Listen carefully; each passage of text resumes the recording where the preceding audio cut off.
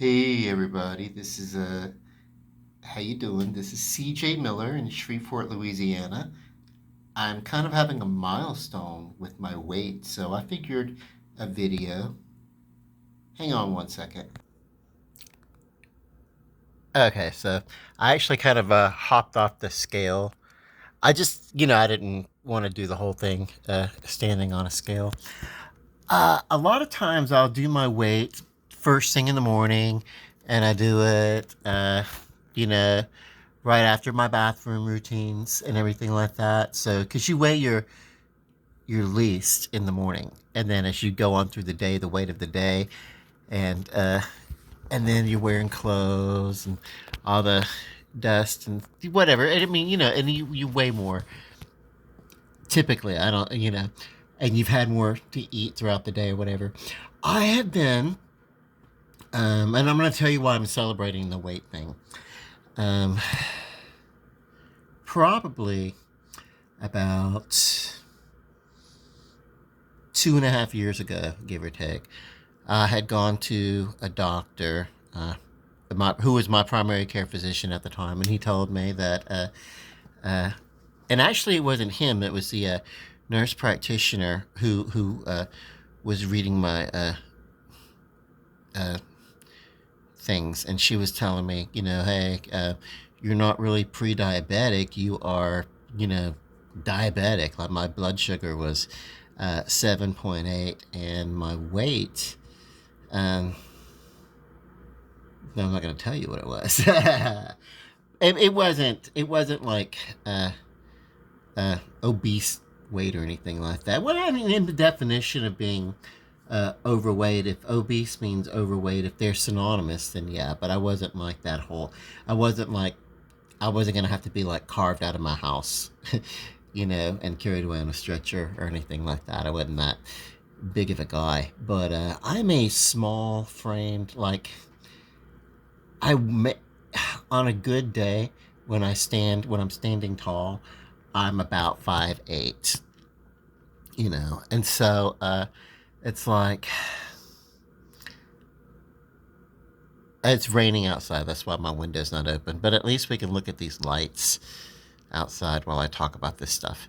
Because in mid video, I can't like turn the camera around. I'm so sorry. Like switch it to show my face. Um, and if I were, I don't know, if I were patched into my TV or something, then maybe I could like mirror the screen and I could see what was going on. And that would be a trip. But I don't know if screen mirroring works while I'm actively videoing what's going on. Okay, so we saw on the scale that I was weighing about 140, and it's uh, late at night. And I'm telling you, I went to a buffet and gorged out, an Asian buffet. I mean, 3 plates full. Now, it was all good food, uh, you know, MSGs and stuff. I don't eat like that all the time. I was just with my sister, and we were like, yeah, we feel like Asian food, and so we hit it up, and we did it, and yeah. So what I want to do is celebrate that my weight, fully clothed in shoes and everything, was coming in at 140, and it would slightly vary uh, as I stood there talking, like just above 140 or just under 140 or just above it or whatever. But it's a bathroom scale. Bathroom scales have a marginal error, but I keep this one pretty centered on zero when I'm not on it. There's a way you can do it. So but it's not like precision accurate, uh, but it's pretty damn close because it makes me happy. Like, yeah. So, long story short, 2.5 years ago, I was diabetic, and when I talked about my blood level, uh, my A1C was around 7.8. My individual testing, my blood sugars as I was learning how to test, and I mean it was like was right around 145. My blood sugars. That was like, and I know people have blood sugar that's a lot higher than that, but uh, that's diabetic, and that's I caught it early, and it wasn't so far gone, and they told me that the type of diabetes that I had, it was reversible. It had a lot to do with my physical uh, health. And what I have learned is that, and I felt really initially, I felt, oh my God, this is just one more way in which I'm broken, you know. And it's really not. It's really, I feel that it was just some information that was given to me about myself that enabled me to learn how to take better care of myself. And so, uh, I just kept thinking, if I'm not able to do something about this, then one of these days, due to my, diabetes or something like that, I'm gonna end up having to, like, have a leg amputated or something like that, or that it's gonna be really really hard to heal from wounds and sicknesses and things like that, because it does affect uh, immunity and everything. And so what I really wanted to do was just, I don't know, be depressed about that, right? Like it was my first, like, old man disease. Like right now, today, I'm 50. I'm 50 and I'm weighing 140. That's pretty awesome. But so I think I think I was like 47, about to turn 48 or something like that. I don't know. Or maybe I just turned 48. I don't know. But anyway, yeah. What can I say? Um, I knew that I loved Coca Cola. I mean, real fucking Coca Cola, Coke Classic, I like to teach the world to sing in perfect harmony type Coca Cola, And it was a staple of my childhood. It was a tradition that was, I don't know, given my mother swore by it until one day she switched to Dr. Pepper. I never understood. I don't know. But anyway, yeah. So, Coca Cola, that was my jam, man. Like, I've lived on that stuff. I think there were sometimes I must have drank Coca Cola out of a sippy cup when I was a kid. Like, I loved it. And, yeah. I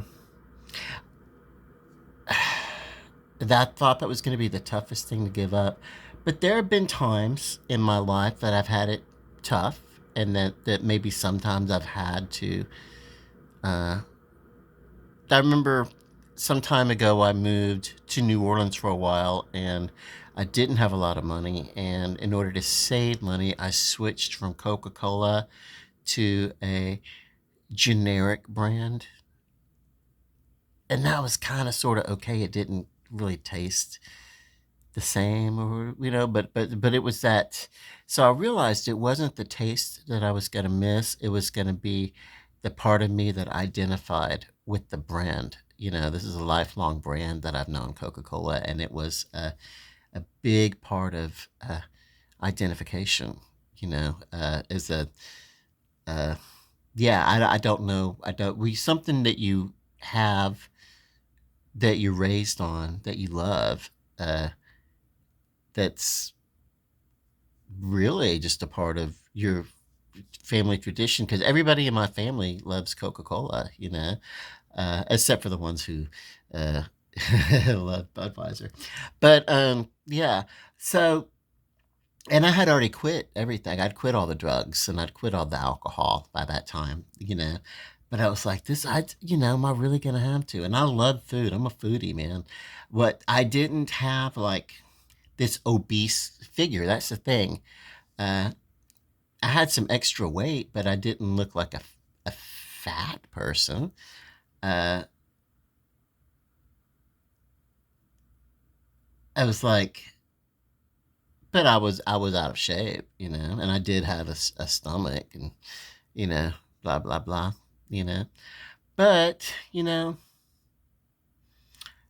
that's all image, and I'm not really worried about image and body image or anything like that. It's nice to feel healthy now, but my big thing was I got really concerned with my physical health. And I had a friend who had been talking to me about her diet. You know, she's actually my same age and everything. She was talking about this keto diet, you know, and I'd kind of, you know, toss it around and kind of like, you know, when I was spending time with her, we'd eat her diet food, her food or whatever. And so that's what I decided to do. What I did was I did a lot of praying to God, and then I spent a couple of days just grieving food, the freedom of being able to eat whatever I want. Turns out I can pretty much eat everything that I was eating and everything that I was drinking before, uh, but there needs to be some sort of accountability.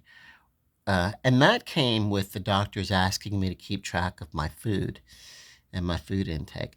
I think I went way beyond what they asked me to do, uh, because I took this keto idea and I went very strict with it, because there's a way that you can like maintain weight with keto, and then there's a way that you can go hard at it and you really really lose weight with it. And on top of that, I started getting really really physical, did a lot of walking. Like, you've seen me make these little videos, and sometimes I'll walk around town for like an hour and a half, just rambling, talking random stuff. So uh, those things, they burn calories, those little walks, you know. But I mean, I started doing a lot of anything that was physical. You know, I just don't stay still. You know, they used to say to me when I was little, quit fidgeting, quit fidgeting, quit moving, sit still. You know, now I don't sit still. If I'm, you know, I feel like if I'm sitting still, I'm not burning a calorie. So, yeah, I'm always like moving around. Plus, you know, whatever. I like to be a body in motion, you know. Um,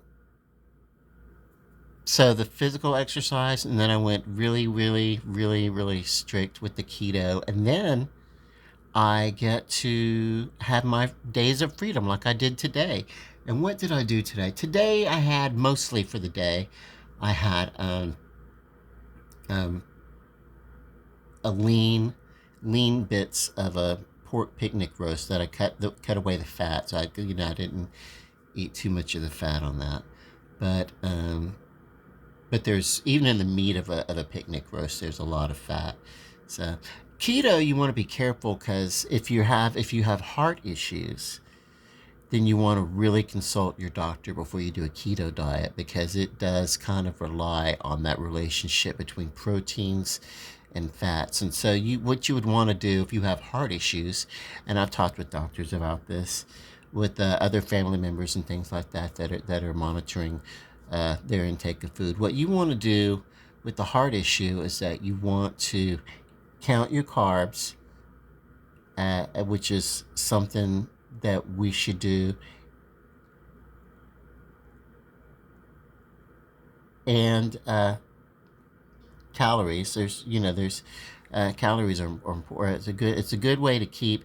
They want the calories to be 1,500 to 2,000, whatever, for maintenance, and that's lovely.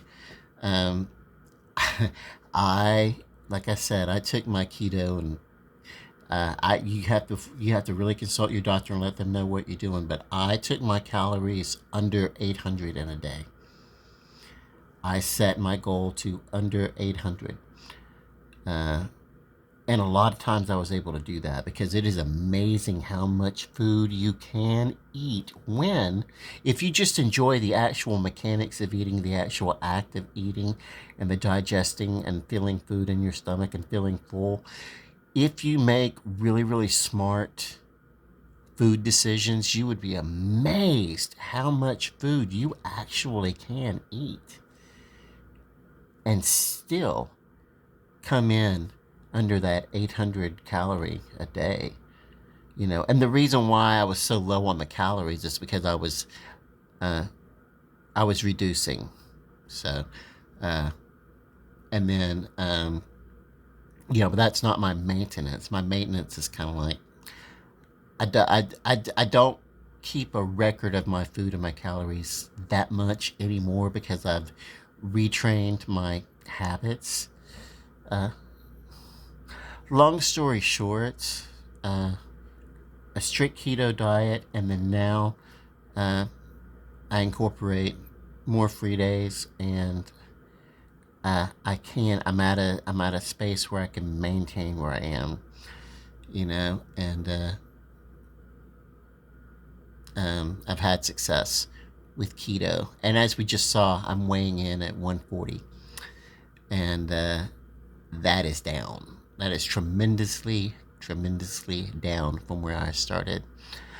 I will say that the first thing I did was switch from Coca-Cola to a diet soda like Coke Zero. So Coke Zero is kind of my go-to.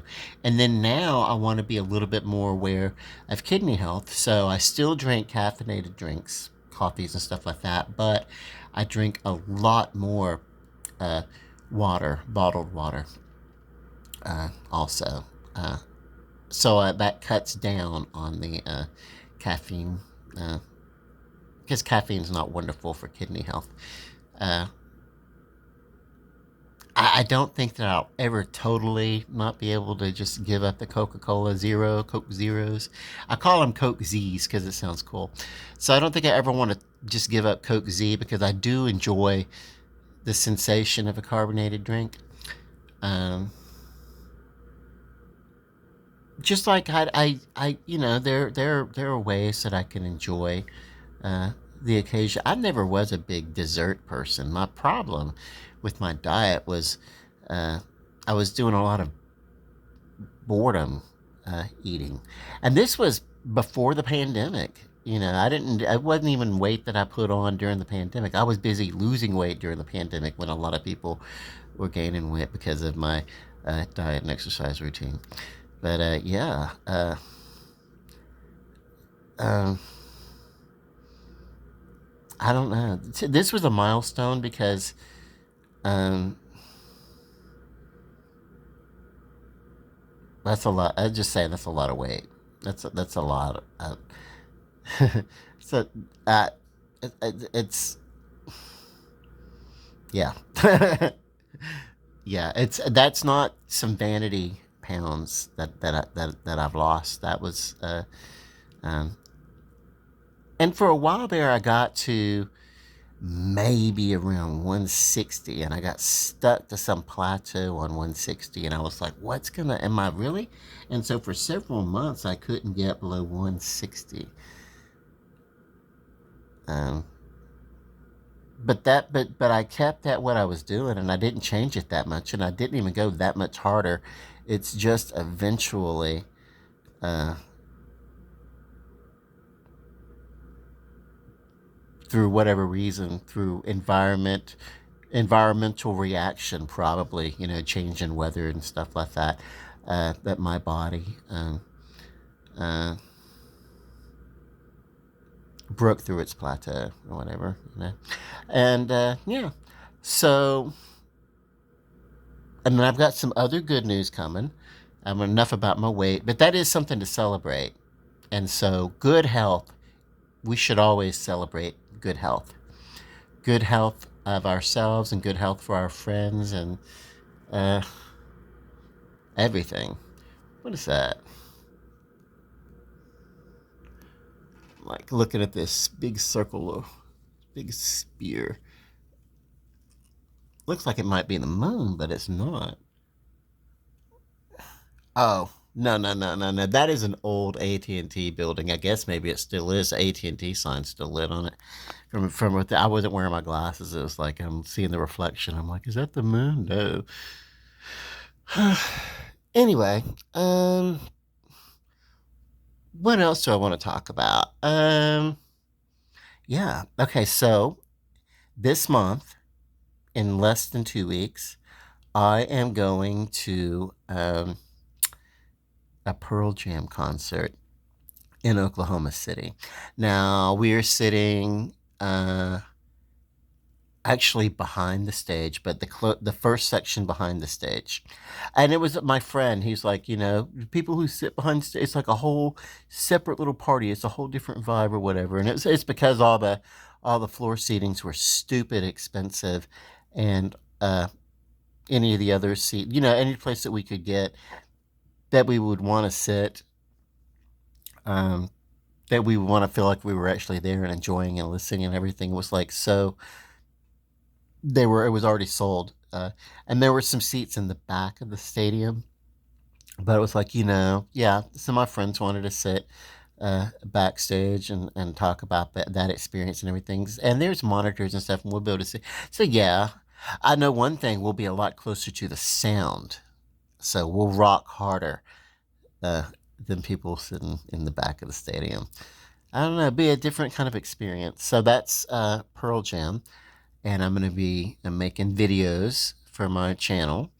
And I'm just letting everybody know, hey, I'm videoing this fucking thing, and if you're around me, you're gonna go on my YouTube channel. So don't act an ass if you're. I travel with the shady crew. They're not shady anymore, but some of us are shady, and it's like if you're not supposed to be out of state, that's your fucking problem. If you're within shot of my camera, you're going on YouTube. I'm gonna let them know. If you don't like it, duck. You know, it's a concert. What the hell? So I don't think anybody's actively on probation or parole right now that I know that would take the risk. They would probably get permission, but I'm just saying, I'm gonna fucking go to grunge it, and that's something else. I bought these tickets uh, and made these arrangements several months ago. And then I realized I'm going to. Well, I realized because they called me, and they sent me mail, and then they started calling me back and forth. And in the last month uh, and a half, I have been working on arrangements to move into this new uh, neighborhood uh, that's being developed just on the west side of downtown Shreveport, and it's yeah, it's meant to be a blended cultural community, uh, which is Shreveport. Everything is like, right now, we have neighborhoods where the rich people live right next to uh, the the poor people, the slums. And that's just the way it is. There's the occasional uh, affluent neighborhood kind of far, but they're not actually in the city. They're like far out, like almost outside of the city limits. Big, huge gated homes and stuff like that. Uh, but those are blended also.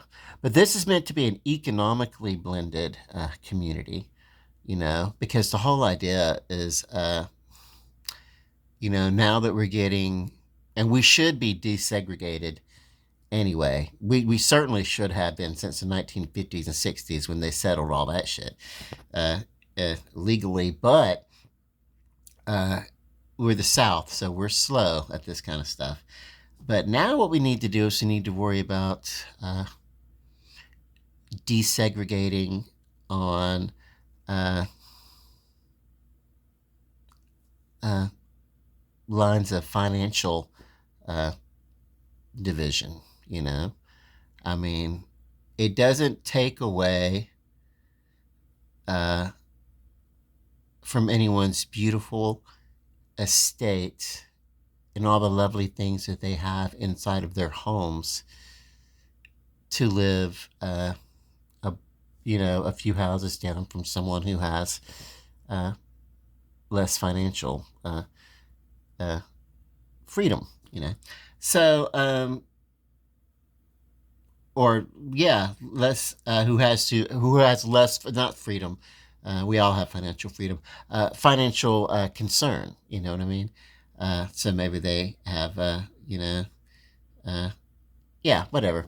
So there's segregation, even on financial streams. Uh, it's not that's not necessary. That's not necessary, and you don't. It's not like I don't know. But anyway, yeah. Uh, Anyway, what are we saying? Oh yeah, moving into this wonderful apartment. Never mind all the politics behind it. Listen, this is a sweet apartment, and it was going to be a one bedroom. And then they called me up, and they was like, "Good news, we're gonna upgrade you to a two bedroom because like yeah, yeah, fit the financial plan, which is great. It's great because now I'm gonna have like a room that I can use as a studio for my musical instruments because, in case you don't know it, I have this bad habit of collecting musical instruments that I don't know how to play very well. Like, I've got about 13 guitars, uh, a range of harmonicas, I've got a couple of keyboards, I've got some uh, microphone stands, I got some. Uh, just little. If I get the impulse to chase after a musical instrument, I got a set of electric drums that I didn't immediately take out of the box when it was delivered. This was a great 10-piece electric drum kit. Love it. It was worth $1,000. Uh, and then I waited and I waited and I waited and I watched. Because I remembered what happened at the beginning of the pandemic when no one had money. No one had money, right? And or nobody was spending money. Let's put it that way. And so what happened was everything dropped, like prices of everything dropped, so that it would entice people to go out and spend, and it would help the economy. Or whatever. I don't. I just remember everything was so overstocked. People were selling stuff at cost. And so at this point, this was sometime after that, though. This was like way in the middle, like it's a few, 4 or 5 months ago, 4 or 5 months ago, maybe. That's when I was watching these drums. And I knew that eventually, at that price, nobody's going to spend that. Well, I guess they could. But yeah, I watched and I knew they were going to get in a more affordable range. And I'd been like saving gift cards. Like when people give me gift cards, I would ask for Walmart gift cards. Walmart gift card. Walmart.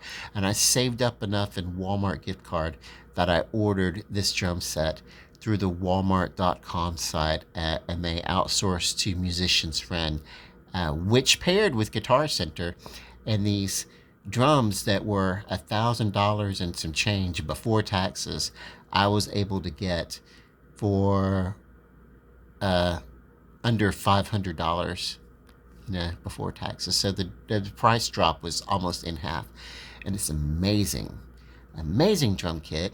And I didn't take it out of the box because it was a good thing, and I was going to save it until I needed a pick me up. Right, I was going to save it until I need to get.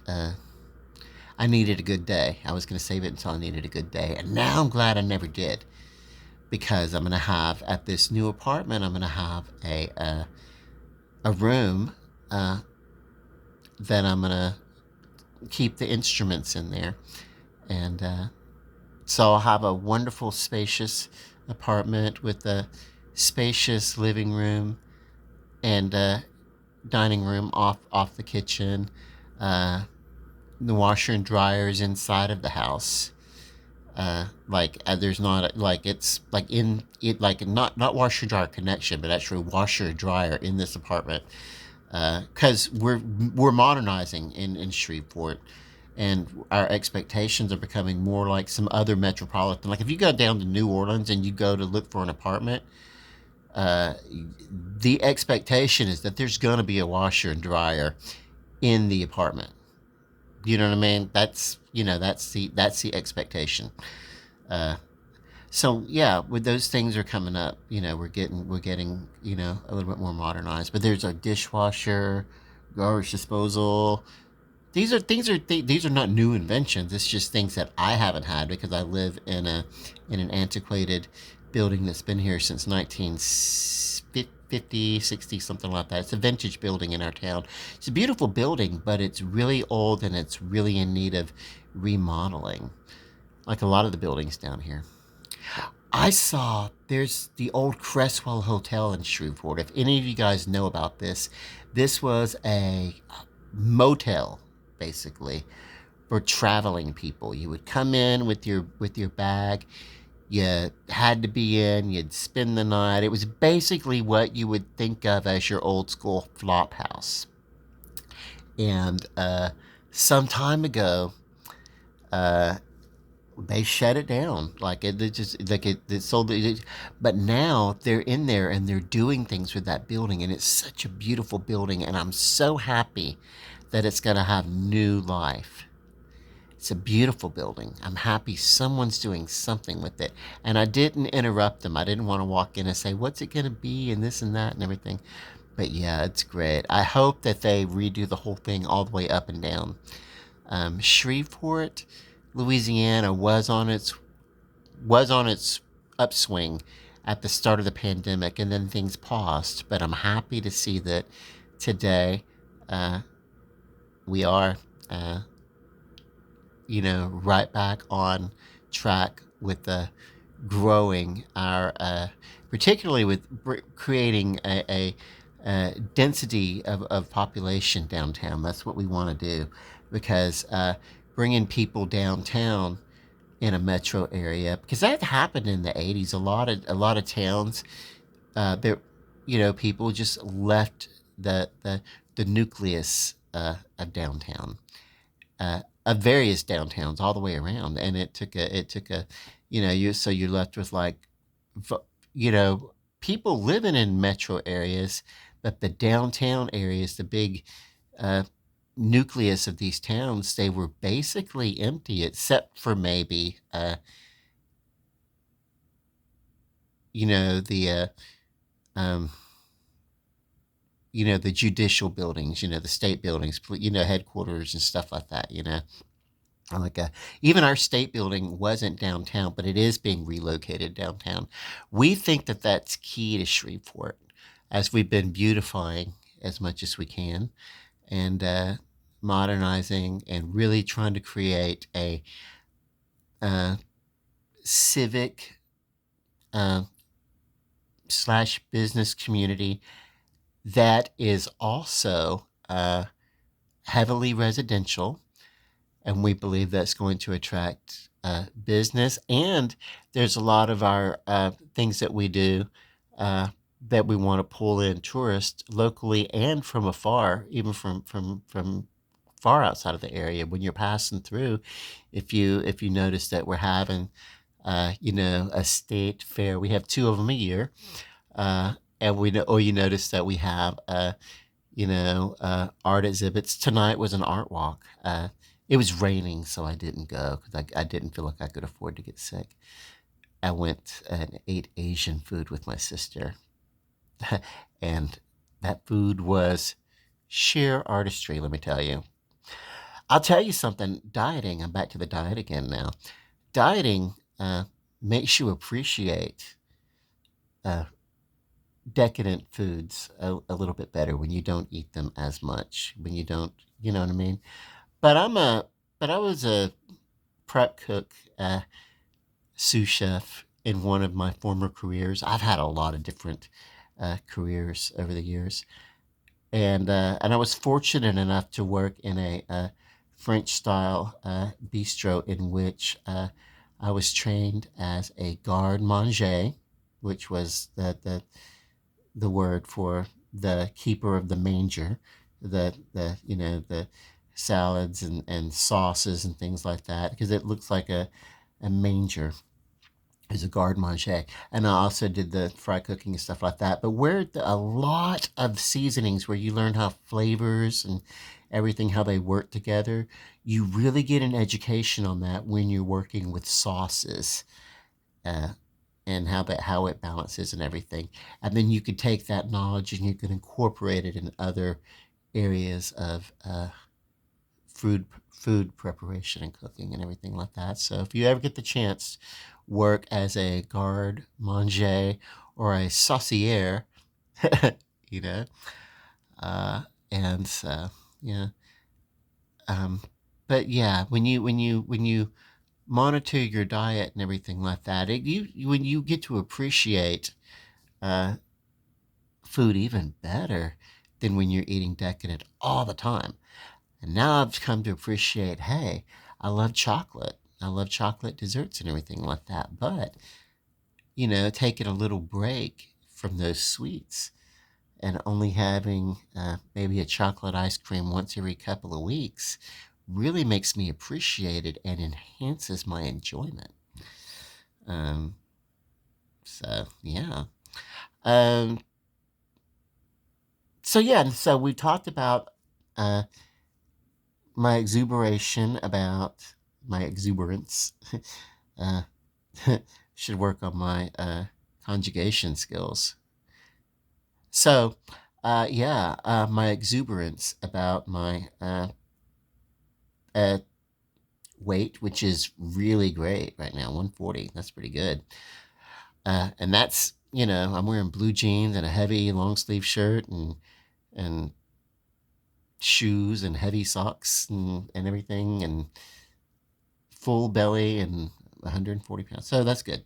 And then we talked about my striking the diabetes down. I've talked about that a lot, and that's because, and I do talk about it whenever I do talk, not to be arrogant, but because it's a big part of who I am. I'm someone who uh, has reversed diabetes, and so I want to share that encouragement that if someone out there is struggling with the type 2 diabetes, it can be reversed, and if you're struggling with the type 1 diabetes, it can be managed, you know. Um, and if even if that's not your issue, but you have other reasons why you need to worry about uh, your dietary needs, and there's a lifestyle change that's needed regarding food, uh, that it's possible to get yourself into some habits that are more appropriate for your health needs, and I'm hoping that I'm being nice and sensitive when I'm talking about this, and not being offensive, uh, because it is hard to change food habits sometimes. Like the Coca-Cola, I really loved it, and I changed to Coke Zero, which is still not the best option, but it's sugar free. you know so I've gone on for about, ooh, yeah, I've talked way too long about this. It's my excitement. I've done videos. I don't think I've done videos that has been just this boring where we just sat and stared at the window, but it's peaceful. I did want to talk about, and I talked about the apartment that I'm going to move into. Uh, and it's an attempt to, and I think there were several cities that were given these federal grants to seed these types of neighborhoods, and it was basically for community renewal. Uh, some time ago we had a booming movie industry, and Millennium Studios, they still do animated, and they still do voiceover work, and these apartments are built right next to it. So uh, it'll be neat being so close to such a creative environment. You know, I love that. I love that. I love being surrounded by art. I did decide the music where I'm going to take the musical instruments in these apartments. That's going to be where I'm going to take most of the art that I love, and I'm going to kind of devote the walls in that room to the folk art that I love to collect. And that way that frees up the other rooms when I want to be a little bit more contemporary, you know. But yeah, I think probably that music room will probably the music studio, whatever. That will probably be like the most personal space to me, because it will be, where I've collected art from friends of mine, and some art that I've done, and I'll use that space as an art studio. I'll use it to work on my writing, and I'll use it for the music, and it'll just be a creative space. What's nice about this place is that uh, two bathrooms, so one of them will probably never be used except for by company, But and then there's a balcony. It's a private little balcony. It's not big. It's not a big balcony, but it's enclosed on uh, three sides and open in the front. So that's nice, because the living room furniture that I have right now is actually patio furniture, and it's not very comfortable to sit in. So I get to work on acquiring more comfortable living room furniture, because this patio furniture is going to go out on the balcony. Um, you know, and yeah. Beyond that, I think I've about talked enough. I think I was excited, and I've got some good things happening. There's a concert and everything like that. Um, so, um, so I kind of skirted the line and maybe got a little bit uh, braggadocious with good things, but I also want to temper it with humility and say that the good things in my life uh, are happening. A lot of them uh, because of sheer manifestation and prayer. I've become a big believer in the power of thought and belief. In the ability to manifest things in one's life, uh, especially calling upon God to maybe align my will with God's will and help me be where I'm supposed to be. And just maybe, if your will could you maybe help me get situated over here in this kind of way? And could you maybe make my health a little bit better, or help me find a way to do that? Because I had to take the action with my keto diet and my physical fitness and everything like that. I had to do that action, but I needed God's help to give me the willpower to do what I felt that I needed to do. So I never want to do a video like this and talk about good things and not talk about the grace of God's love that has helped with that. With that, I'm going to stop talking, and look for my videos coming up in about 2 weeks from Oklahoma City, Pearl Jam backstage. But as much as I'd love to be, I don't want to be like backstage. I want to be on the fucking stage. I want to be laying down on that stage, looking up at Eddie Vedder and company, playing those wonderful songs that I love. But oh yeah, the grunge music. I didn't say, because I'm saving up to move in this apartment. It's really helped me to cut back on expenses and things like that too. So maybe that accounts for why I've been able to accomplish a little bit of weight loss, because it's like, I need to stretch my budget out. Yeah. So anyway, good things, man. Love you guys. I'll do some videos and with my face and stuff. And because actually I'm having a pretty damn good hair day too. It's just a great day, and I don't want to. You see, this is a video about faith as much as anything else, because you have this saying, I don't want to talk about it because I don't want to jinx anything. I am confident that things are going the way they're supposed to go. And yeah, uh, that's I've been consoled and I've been comforted, and I feel comfortable about sharing these good things in the goodwill of sharing these experiences for the purpose of helping other people find hope in the things that they want. You know, uh, maybe it's a house that you want, or a car you want, or something like that, or maybe it's just you know, uh, to change a habit that you'd like to break, or something like that. These lifestyle changes, they're very much about willpower, and sometimes if we struggle with willpower, uh, God can help us through. And sometimes that need for help with our willpower can help us get closer to God and find a better understanding of God. And that beyond that, there's no dogma involved with this. Whatever you feel your connection to spirituality is, if it's good for you, bro, it's good for me.